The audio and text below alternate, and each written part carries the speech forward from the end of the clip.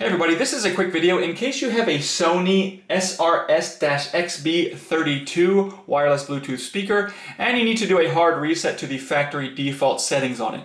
Now you're going to want to do this initialization for one of two reasons. The first one is troubleshooting. If your speaker is not connecting or if it is not pairing or syncing with your Bluetooth device or any issues like that can very often be fixed with a hard reset. Now, you are going to need to set it up again because everything will be wiped off of this speaker. And that's the second reason you might want to do this. If you're just, for whatever reason, you're setting it up on a new device, you want to pair it with a new device and delete the pairing history, or you want to just get it like it's coming out of the box new, we can do that really easily. Now, for this to work, the speaker needs to be turned on. And then, so once it's turned on, we're just going to come and press and hold the volume down button. And as soon as we do that, then we're going to come in right behind it and press and hold the power pairing button. We're going to hold those buttons for at least 5 seconds until the speaker will power off, indicating that the reset is complete, and we can release both buttons.